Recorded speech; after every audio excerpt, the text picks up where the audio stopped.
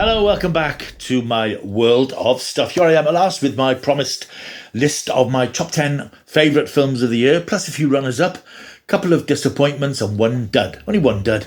I'm feeling generous this year. Welcome back. Hope you've had a great Christmas, a very happy festive time. Welcome aboard to new subscribers. I've had several new subscribers over the last few days, which is marvellous. You're very welcome. Why not like and subscribe incidentally if you're new here? Leave a comment, press that thumbs up, and share and all that sort of stuff. Yes, a few new subscribers, one little piece of housekeeping. A couple of slightly antagonistic comments crept into the thread for my review of the recent Doctor Who Christmas special, which I've deleted. So for anybody who wants to start a flame war or be a bit of a troll here on this channel, don't bother, because the messages will just get deleted. What I'm looking for is constructive comments, constructive opinions. People who just come on and say, this was Doctor Who for morons. Not interested. That gets deleted because that's just trying to wind up a flame war, and I'm not interested in that. So nice positive comments about things. And if there's something you don't like, tell me why you don't like it. Don't just say, this is crap. This is the worst thing I've ever seen. Tell me why. I'm interested in a discussion. I don't just want this, nonsense man-baby stuff that you get elsewhere on the internet. So there we are, be told. Right, my top 10 films of the year. Just by way of an explanation as to what's, where I am with this, there's a lot of highly regarded films I've just not seen this year that would probably make this list. Things like Killers of the Flower Moon I haven't seen. Haven't seen things like Barbie. I just can't bring myself to watch it. And there's other big films that have done really well, like Super Mario Brothers, and various animated films. More recently, I think things like Napoleon, films that might have been in contention, but I just haven't got around to seeing them. So my top 10 is purely going to be judged on films that I have seen that I really enjoyed.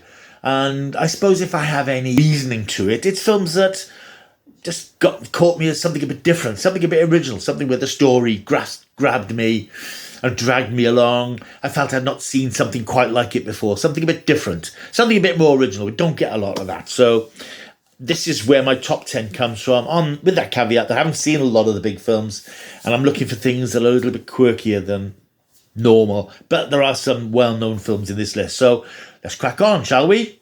Number 10 place, my 10th placed film. My number 10 place film is a little horror film that didn't make a lot of money at the box office, but really struck me as something very unusual. It's called Cobweb. This came out in July of this year. You may well have missed it. It's out on DVD if you haven't seen it. Highly recommend it. Quite a low-budget little horror film. Best known actor in it is Anthony Starr, who appears in The Boys, the outrageous Amazon comic strip parody, if you like. Also stars Lizzie Kaplan, Anthony Starr, again, as I said, and Woody Norman and Cleopatra Coleman. Woody Norman plays Pete. He's a young boy living at home with his frankly rather abusive parents who put on a front that they're actually good parents, but they don't really treat him very well. Peter communicates with supposed to be his sister, hidden in the bedroom wall. What transpires is a very unsettling and quite creepy, and in the end, completely mad horror film, which touches on things like domestic abuse with children, child abuse, physical child abuse, horror, psychological horror, and develops into something genuinely weird, very unusual. Probably my favourite horror film of the year. I'm not a massive horror fan. As I've said before, I'm not big on the slashers, the Saws and X's and Saw X and Freddy's and all this sort of stuff. It just bores me watching people being stabbed right, left and centre. So those films don't appeal to me. I don't really go to see them. But this was something a bit unusual. And it was unusual enough to get to number 10 in my chart. Number 9 in my chart. This is a film which has taken a lot of flack for various reasons, but I enjoyed it, and I put it at number 9, Indiana Jones and the Dial of Destiny, which came out in June of this year. This, of course, was one of the big flop films of the year. There's no two ways about it. It cost something like $300 million to make. It's only taken $350 million at the box office worldwide, so it's taken quite a big hit, which is a shame because I did enjoy it. I thought it was a lot of fun. The reason I enjoyed it is one of the reasons that people slated it. People have stated it because, it's Indiana Jones as an old man, it's Harrison Ford as an old man, it's flogging a dead horse. That's one of the reasons I like about it, because why can't our heroes get old? Why can't we see our heroes having one last adventure when they're older? It doesn't all have to be young, thrusting heroes leaping about. It's nice to see somebody, a classic hero figure, creaking a bit and hobbling and battling to keep up, but still getting the thrill of the adventure. And I just thought it worked very well. I liked the de-age sequence at the beginning, which I think worked quite well. And I liked the adventure with this MacGuffin for this sort of time device, which you'd have seen the film, ended to this completely insane last act, which is completely bonkers. But all in all, I thought it was a very good film. I was a bit concerned before I went to see it about the presence of Phoebe Waller-Bridge, who is one of the big trendy names around at the moment after the success of Fleabag, and there were some concerns that she would sort of dominate the film and elbow Indy aside. But I don't think she did. There were a couple of times when she was a bit irritating, but generally I think that she was respectfully second place behind Indiana Jones. He had the experience, he had the nous to understand what was going on and how to deal with these situations, where she was a bit of a floundering newcomer. So I thought it was a good film, and I think probably for me it helps that much as I enjoy the films, and you may recall I rewatched them all before this one came out. There are reviews further back on the channel. Indiana Jones, the whole franchise, isn't a cherished franchise for me. It's one I can watch and enjoy, but it's not sacred text. I don't get worked up if things aren't exactly as I think they should be. I just take them for what they are, as romping adventures, and I thought it was a nice idea to tell one last story for Indiana Jones. And yeah, well, why can't we have old heroes? What's wrong with that? That comes in at number 9 on my list. Number 8 on my list is another unusual film that you might not have seen. Again, I think I did a review further back there. It's called Lola. This came out, I think, in March of this year. And I'm a little bit hazy on exactly when it came out, because I think it had its premiere in August of the year before, but I became aware of it this year, so that's what counts for me. And I only saw it a few months ago. It's a very low budget found footage film. Now, we're all over found footage films, we're all sick to death of them, but this is really good and really clever. It does some interesting things with time travel. But these two girls who've invented this device that can see forward in time. They're in World War II, and they see things that are going to happen in the future, and they do something that disrupts time so that the future doesn't happen the way it's supposed to happen. Very unusual film. There's no star names in this. It's quite granular and low rent in terms of the visuals, but it's an intriguing story. You know, the whole time travel trope, you'd think there's nothing much new you can do with it, new spins you can do with it, but Lola is very well done, and it's done in a way that you do forget after a while that it's found footage. It's sort of, the story is so strong, it carries you over that potential hurdle, and you just get gripped in the story of these two girls who've got this incredible thing but have done something terrible with it. A great film, really good film. Track it down if you can. It's on DVD, may well be streaming somewhere. You could probably pick it up quite cheaply. It's called Lola. My number 7 film is, again, slightly dodgy because it hasn't come out in the UK, but it has been released this year and I've been lucky enough to see it, and it comes into my 7th place. It's called The Last Voyage of the Demeter. This is a film that Dracula fans, I think, will really love. And it didn't do very well in America, and that's why it hasn't come out over here yet. And I don't know when it's due to come out over here. There doesn't seem to be any release date, any physical release date. I am at this very moment, in fact, importing a Blu-ray from abroad. I was lucky enough to see a link for this when it was due to come out, and then it was pulled from the schedule. But as it has been released this year, it counts, so I'm putting it in my list. This is a really, really good film. It's set aboard the Demeter, and it takes its the story really is based on an incident from Bram Stoker's Dracula, the voyage of Dracula's coffin from Transylvania over to Whitby, where he comes ashore and starts his reign of terror. This is a version of the story of what happened there, because if you're familiar with the Dracula story, the Demeter arrives at Whitby and all the crew are slain and there's nobody left alive, and this is the story of how that would have happened. It's a proper good old-fashioned monster film. This isn't your urbane Dracula in a cloak and welcome Mr. Harker. This is Dracula, a monster who's preying on these body bags basically aboard this ship. Really very well done. Gritty, grim, surprisingly horrific, and I really enjoyed it. I mean, I love the Dracula story anyway, the original story, and many of the film versions, but this is very, very good indeed. The only downside, I think, is that at the end of it, it's obviously trying to set up a sequel, which won't happen because it didn't do very well. But it's a damn good, very atmospheric. You feel the creaks of the ship that's being lashed, going across, crashing through the waves. I suppose you can criticise the narrative slightly in that they know there's some sort of creature on board that preys on them during the night, but during the day they don't search the ship to find something. But beyond all that, it's a really good, very atmospheric film. I'm hoping it will get some attention next year because it really deserves to. In sixth place, and I'm as surprised as you are, it's John Wick Chapter 4. Hard not to admire a film that's made with such craft as this. All out, balls out action. A credible piece of filmmaking from Chad Stahelski, who directs the film as he's directed all the previous ones of the series. I've enjoyed the previous John Wick films as sort of fairly routine actioners, but this really plays to the strengths of the character and to Keanu Reeves, who plays, as we know, John Wick, who's waging this war against the High Council, this sort of academy of assassins. And in this film, they go all out to bring him down. And the film is basically one big, long fight stroke chase sequence with John Wick chasing across the world, being followed by the assassins. The High Table are basically throwing everything they have at him to try and wipe him out, which involves a number of quite extraordinary action set pieces, which will rival anything in any other films in this list. Fantastic fight sequences. The most amazing is the scene around the Arc de Triomphe in the middle of all the traffic when he's attacked by various assassins jumping in and out of the traffic, cars crashing. The incredible fight on the steps in Paris towards the end of the film, and any number of other big, bold action sequences, fantastically choreographed, and there's no doubt about it. Whether you like action films or not, you have to admire the art that these films are made with now. It's quite astonishing. And I really enjoyed it. I thought it was a really nice film which had a sense of a final reckoning to it. I'm not going to spoil it if you haven't seen it yet. It does seem to bring the curtain down on the character, but there are ways around that, of course. The film was a big hit, and I think John Wick is a character who still has some legs in him. But, Keanu Reeves has got this brooding presence to him. I mean, he doesn't give many speeches. He just gets involved in these hugely kinetic fights. Just really enjoyable. It's a very long film. It's nearly 3 hours. And that was the sort of wow, that's a big thing for a film like this, which you would expect to be 152 2 hours. But this really went for it. A very explosive film, and it doesn't, again, with a lot of these longer films we've had this year, they're so well structured that you don't necessarily feel that length. They manage to maintain their momentum and keep you really invested and interested.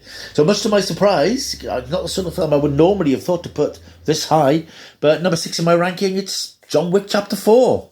My number 5 it's the only entry from Marvel in this list. The only one that deserves to be in the list. It's Guardians of the Galaxy Volume 3. This, of course, came out in May of this year. It was the first sort of summer blockbuster, and was a fitting end to James Gunn's Guardians of the Galaxy trilogy. Of course, the Guardians first appeared 8-10 years ago, whenever it was. This is their third and final film with this classic Guardians lineup, and it's a thrill ride. It touches on Rocket Raccoon's origins when he was originally created and augmented, and it's quite an emotional ride. It's quite a tough ride in some places. There's some sort of animal cruelty themes which sit uneasily, but it's done very well and very sensitively. And of course, it's a big Marvel spectacular. There's some great action scenes, incredible action scenes, in fact, and it brings their story to a very nice conclusion. And it was a huge hit. Took about $900,000 worldwide, so a massive hit. $900 million even. 900,000 isn't very much, is it? No. Took not over $900 million, a massive hit, and a well-deserved end to one of the great Marvel franchises. Marvel, of course, it's slightly rocky waters these days, so be interesting to see if they can pick themselves up by the bootstraps and reignite the fire, which has gone out a bit lately. Anyway, that's my number 5. My number 4 is a film I only saw fairly recently, and I've already done a review. It's Godzilla -1, which is in cinemas now. If you haven't seen it, rush up and see it. This is a great monster movie. As I said in my review, one of my favourite monster movies of all time, probably, because it's done with such authenticity, such reality to it. It does what a lot of Godzilla films, and indeed monster films, don't do. It puts meat on the bones of the characters, so you care about the characters. They have backstories, they have lives, they have things they've done, things they haven't done. Godzilla arrives and causes chaos, and it's about trying to find redemption whilst trying to defeat this monster that's intent on wiping out Japan. It's a great film. It's sort of, although not really, a sequel to the original Godzilla, but it sort of takes us back to post-war Japan that's still living in the shadow of nuclear devastation, which has created Godzilla in the first place. And it's the story of people trying to do the right thing. It's a really good film, very good film. And again, it's amazing to think it was made on the minuscule budget it was apparently made on. Absolutely extraordinary. My number three film, well, what else can you say but Oppenheimer? Just a magnificent spectacle, an incredible film. Now, I'm not the world's biggest Christopher Nolan fan. I find his films a little pompous, pretentious. But I think that was the right tone for a film like this. It's the story of the man who created the atom bomb and changed the world. A man we all know of, but we don't know the story of. And this is a very gripping, engrossing film. Takes the form of a sort of an inquiry into him after the event, and then sort of flashes back to tell us how he rose into the position where he was able to create this devastating weapon that brought an end to World War II almost overnight. It's a 3-hour plus film, but it's one of those that doesn't feel like it. I remember going to see this thinking, oh, this is going to be a slog, but it just wasn't. It was so well done. Fantastic performance, of course, from Cillian Murphy, and support from the likes of Emily Blunt, Robert Downey Jr. giving a superb performance that puts Iron Man well in the background on his CV. That's a great film, really gripping and engrossing, and sort of educational as well. It fills in the gaps about a man who's got his place in history, whether rightly or wrongly, but a really good, adult, mature, sophisticated, proper film. It's great, really enjoyed it. My second film of the year is one which normally I would have expected to be number one. It's Mission Impossible Dead Reckoning Part 1, the latest from Tom Cruise's super spy Ethan Hunt. Absolutely love this film, saw it twice at the cinema, I've seen it once since. It's great, it's another mad action film, but again, these Mission Impossible films do it with quite dense plotting and rich characterization. So it's not just, supervillain's got weapon, hero has to stop him. This is all about AI, this new thing called the Entity, which has the power, the ability to take over man's technology and bring humankind to its knees, and the code to activate it has been lost somewhere, and Ethan and co have to find it. And there's bluffs and double bluffs, duplicity, action sequences, surprises. It's great. It's as good as modern action films can be. And you watch this and you think, well, where's James Bond's future when you've got films like this? I think Tom Cruise is fantastic. He does some incredible stunts in this film. And of course, the interesting thing for me, the big publicity thing for this film was that stunt where he drives a motorbike off a cliff, which we all saw several times in the promotion for the film and while it was being made. There are other far better stunts in this film, an incredible car chase sequence around Rome, a brilliant fight sequence on the Orient Express in the last act. It's just a non-stop roller coaster ride, and I really enjoyed it. Whether it's as good, I think Ghost Protocol still edges it as my favourite Mission Impossible film, because some of the action there is just relentless. It's set piece with a good story. But this is, there's very little to choose between any of these last few Mission Impossible films. Disappointingly, because of the writer's strike, the sequel won't be out this summer. It'll be the year after, and it's going to have a change of title. But yeah, one to look forward to. Mission Impossible Dead Reckoning is my number 2 of the year. My number 1 film of the year is going to surprise quite a lot of people, but I had such fun with it. And I went to see it without thinking this isn't going to be much cop. It's going to come and go. And it did come and go, wasn't a massive hit. But I went to see it again, and I've seen it again since. And the reason it's number 1 is because it completely surprised me and subverted my expectations. It came out in March, and said it's Dungeons and Dragons: Honor Among Thieves. This is based obviously on the role-playing game. I know very little about that. In fact, I know nothing about it other than the title Dungeons and Dragons. Not my thing. So I went into this, and I wasn't, obviously not being the gaming audience. I don't know anything about the game. I don't know how true to the game it was, how true to the spirit of the game. I enjoyed it as a film. It was such great fun. It was so lively and action-packed. Great performances, some really good comic bits. Chris Pine gives a great performance. Michelle Rodriguez, Hugh Grant, who, as I've said before again and again, is really finding his feet as an actor as he gets older. He really looks as if he's enjoying himself now as the villain. And some great spectacular action, lots of monster scenes that reminded me of Ray Harryhausen films. Just had that feel about it, a really good, fun, spectacular action film for all the family. As I say, it didn't do incredibly well, but I think there is talk of a sequel because it was critically well received. I think that might balance things for the studio in terms of doing a sequel, and I really hope so, because these are characters that you sort of find endearing almost immediately, and you want to spend more time with them because they're fun to be with. So I appreciate that it's not the best film of the year. that's not the purpose of this list of mine. This list of mine is my personal favourite films, the films that gave me the most pleasure for various reasons. There are, of course, others. There are lots of runners-up, films that could have been in this list. And in fact, when I was working the list, one or two of these were in here, and then I remembered one or two that obviously had to be in there. Renfield, which came out early this year, another Dracula film with Nicolas Cage in top camp form, playing Dracula with Nicholas Hoult as Renfield, who wants to get out of this toxic relationship. That was good fun. Cocaine Bear, I thought that was good fun.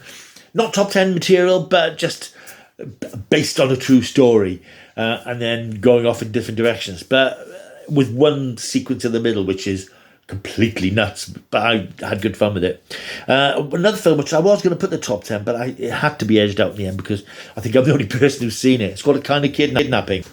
And you might see I reviewed it a while back. I went to see it at a Q&A in an art centre in Cardiff. I really enjoyed this unusual sort of very low budget, but actually looked bigger budget than I think it was, starring Patrick Ballardi as a politician who gets kidnapped by these rather desperate couple who are about to lose everything.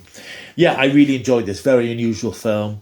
I don't know if it's out there anywhere. I don't think it's had a physical release. Don't know if it's available on streaming. I think it might be on Amazon. If you can find it, check it out because it's a really good, fun film. I really enjoyed it. It was written and directed by Dan Clark, a stand-up comedian, writer, who created and starred in a comedy series on BBC 3 years ago called How Not to Live Your Life, which I really loved. I haven't seen him do anything for years, so I was quite pleased when I saw this film coming out, and that's why I went to the Q&A, and I really enjoyed the film. Also going to mention Jules, film which is just coming out. In fact, I think it's just out today or tomorrow in UK cinemas. Not many cinemas. You're not going to have to work to find it. This is a very sweet film starring Sir Ben Kingsley. There's a guy called Milton who lives in Philadelphia, and he's got early stages of dementia. He's retired. He lives on his own. His daughter looks after him, but she hasn't got a lot of time for him. And then a little space capsule crash lands in the garden, and out tumbles this very small, slightly featureless alien. And the story of how he looks after that alien and helps him get back to the stars powers this really fun little film, which, again, I suppose in an Indiana Jones way, it's, why shouldn't older people have adventures? Just because they're old doesn't mean they are dead. And it's about these characters, a couple of his friends, they have a new lease of life to have this one last adventure as they try to get this alien back into space. Good fun, very funny, quite sweet, quite poignant. And well worth a look if you can find it. I say it's in cinemas now, but I think it's about 10 cinemas, so it'll come out physically or on streaming very soon, I would imagine. I also enjoyed Nowhere. This is a film on Netflix. I reviewed this quite recently. This nearly made my top 10 because it's so different. This is a dystopian film set in the near future where society and governments are collapsing and a bit of anarchy. The background is a bit blurry, but that doesn't matter. It's about this young couple who try to hitch a ride on a container ship to take them from Europe to Ireland, where the situation hasn't developed yet. Unfortunately, they're separated. The girl finds herself in the middle of the water on a container ship when the ship that the containers are on is hit by a storm and the container is slowly flooding.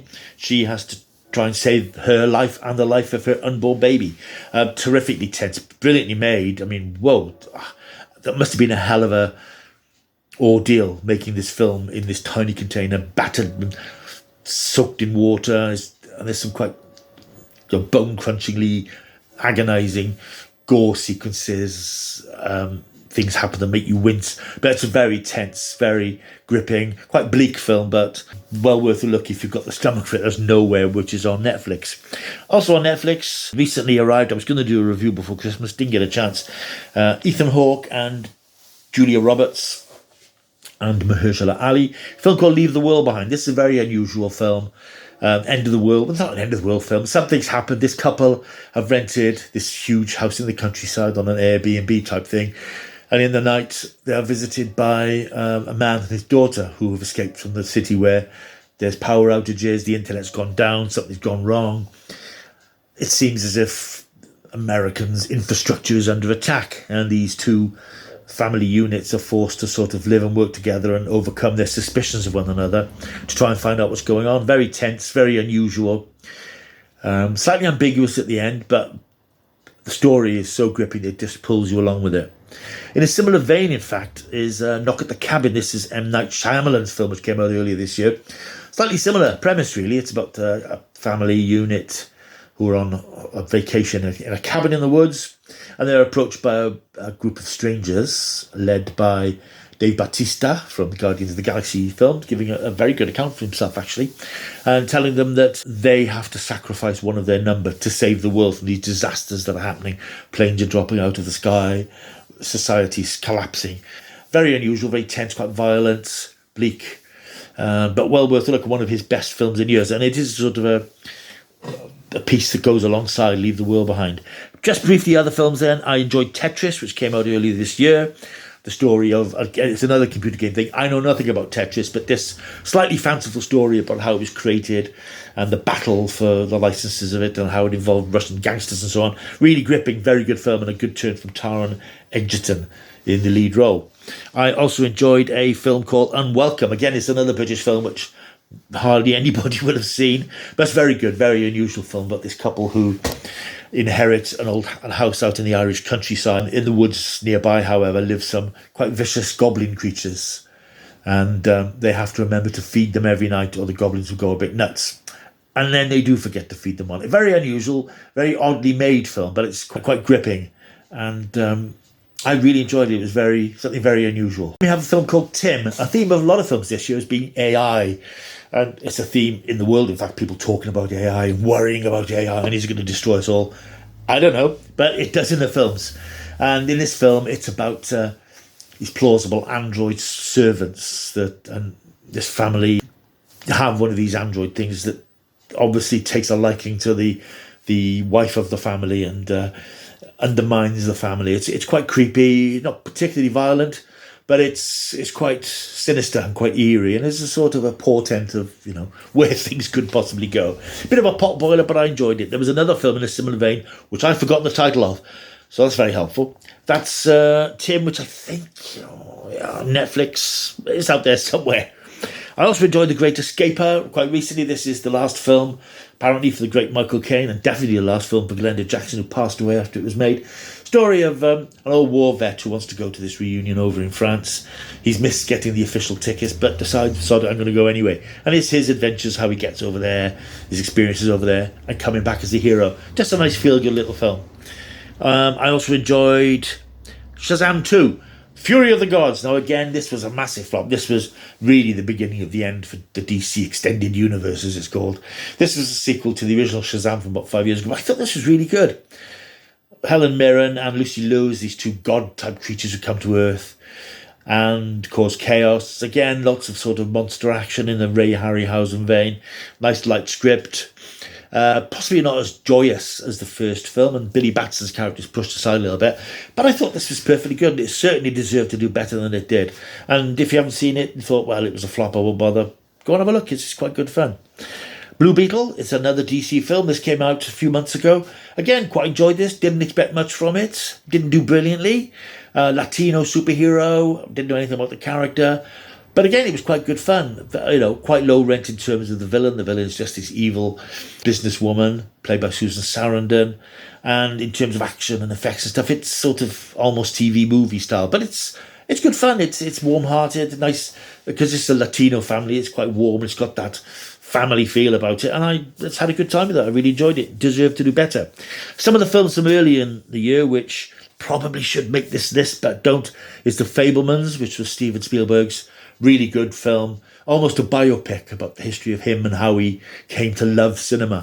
Very good performances, very sweet, slightly sickly in places perhaps, in that saccharine way that Steven Spielberg often is.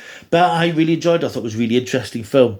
Also quite liked the potboiler of Plane with Gerard Butler as the pilot of a plane that brought down on a island full of terrorists, and he has to fight his way out to get back to the plane to save everybody. It's quite good fun. I mean, it's quite interesting because it also stars, I think it's Mike Coulter, who played Luke Cage in the Luke Cage series on Netflix. He's a prisoner who Gerard Butler's character has to trust him to help him out. And it's interesting that Gerard Butler in this, he's an airline pilot. He's not a two-fisted hero. So he's a bit more all at sea. So it makes, a bit like Greenland a few years ago, he's a bit more the everyman rather than the superhero man. It's a potboiler, but it's a bit of entertaining action. The Whale, a great film. I think it was the Oscar winner. Superb performance from Brendan Fraser as this massively overweight man who's eating himself to death. The Whale doesn't refer, it's not an offensive comment about a fat person. The Whale refers to a text that he's obsessed with during the film. But it's very good. It's very much, it is like a stage play because it's all more or less set in one room. But it's a terrific performance and quite a touching sort of film. I also want to mention Infinity Pool. This was in my top 10 for a while, but got edged out. It's directed by Brandon Cronenberg, who's the son of David Cronenberg. Now, I've never been a massive fan of David Cronenberg's films, and I haven't seen Brandon's first film, Possessor, which I hear is very good, but I watched Infinity Pool, and I need to watch it again, because it's a film that sort of stayed with me a little bit. I think I gave it slightly short shrift, and I reviewed it for StarburstMagazine.com, but I'm now of the view it's actually one of the best films of the year. It's a very strange, almost art housey science fiction horror film about this couple who go on holiday to a fictional Mediterranean island. The male lead, Viggo Mortensen, is a writer who's got writer's block and is struggling with his new book. And they meet up with a couple during the course of their relationship. They end up running over a local from the island, and this sets off a chain of events which go to some very dark, weird and bizarre places. It's quite an intense film, and it's one that I think I underappreciated at the time, so it's now one which would be quite high in my 11 to 20 rankings, if you like. Also want to mention Megan. Early in the year, as I mentioned about AI with the film Tim, that's one which very much deals with that sort of idea of artificial intelligence, about this sort of robotic doll thing which develops a personality of its own. We've seen stuff like that before, but I think it goes beyond the supernatural. It's more about technology running amok. I also want to mention The Creator, which again edged itself out of the top 10. Very interesting film from Gareth Edwards, an original science fiction idea, which borrowed from lots of other science fiction films, let's face it, but it was an original IP, filmed on quite a low budget, but incredibly spectacular, much more spectacular than its budget would have you believe. And I wanted to mention as well, Evil Dead Rise. I'm not a massive fan of the Evil Dead franchise, but I had a good time with this completely batshit crazy horror film with buckets of blood flying right, left and centre, and quite terrifying sort of ideas of these demon creatures. I did enjoy that more than I thought I would. Those are the sort of runners-up, the also-rans. Disappointed. There were 3 films I was disappointed with, really. I was disappointed by Ant-Man and the Wasp: Quantumania. I think it threw away Ant-Man's USP, which is the idea of a small man, giant man in the normal world, by pushing him into the multiverse where everything is different size. It just lost a lot, and I think it was unfortunately charged with setting up this multiverse thing that Marvel are obsessed with, which frankly seems to be going nowhere. Nobody seems very interested, so it was disappointment because Paul Rudd is so good and it's a really good supporting cast, but they were all swamped by the CGI and the imperative of trying to get this multiverse thing up and running for the rest of the films and TV to come, and I think it just betrayed what Ant-Man should be. I was disappointed by The Flash. Not surprised, but disappointed, particularly because we'd heard so much chatter in a couple of months before it was released about it's the best superhero film ever made. It's going to set a new direction for superhero films. It really wasn't. It was very... I didn't dislike it, but I felt it was a disappointment because it had been built up into something it wasn't. Its USP, of course, was the return of Michael Keaton as Batman, but ultimately I think his version of Batman was slightly betrayed in the film, and again it drifted into sort of multiverse nonsense, and it just became an orgy of cameos from the archives towards the end. So, and of course you have your leading person, Ezra Miller, who is brings a lot of controversy in his wake. So it was a film that was never going to do what it should have done, but I think it should have been better than it was. Dud of the year from the films that I've seen, there are probably others, but the most obvious one is The Meg 2: The Trench, which was a real stinker. Again, I didn't hate it, I enjoyed watching it, but I was conscious of the fact, this is rubbish. Jason Statham back fighting megalodons and other monster things. A disappointment because Ben Wheatley, one of Britain's brightest directors, was responsible for it, and I think he was either overwhelmed by making a Hollywood movie or thought he would do a parody of a Hollywood movie, but it sort of didn't work. It was very clunky, and it was a dud, but a dud which I sort of enjoyed watching, and I'm slightly embarrassed to be enjoying watching this way. So those are my films of the year. This has gone on a very long time. I do apologise. It wasn't meant to go on this long. A lot of other people have wrapped theirs up in 10, 50 minutes. I'll try to do that on my TV one. But those are my films of the year, as I said, completely based on the films I've seen, not the films I should have seen. So there are films that aren't there. There's lots of touchy-feely, coming-of-age films, which I'm not interested in. So there's things there which people have raved about, which I haven't seen. I'm a simple soul with films. I like a bit of action, a bit of imagination, and a good, solid drama about adults. I'm not interested in kids finding themselves and come to terms with their sexuality. It's not for me. So these are the films that I've enjoyed this year. Let me know what you think. I dare say you'll disagree with my choices because you probably do like a lot of these touchy-feely things. So let me know. Leave a comment down below. Like and subscribe is the most important thing. As for next year, well, the film I'm really looking forward to is the new Kingdom of the Planet of the Apes film. So I love those Apes films. They've never let me down. And I think this is going to be another winner coming up May, I think. Beyond that, I think, as I said last year, the films I'm looking forward to are the ones I don't really know much about at the moment. The films that suddenly arrive and take you by surprise. And I dare say there'll be a lot of them next year. Right, thank you for watching. I hope you have enjoyed this video. I'll see you soon. Until I do, keep taking the stuff.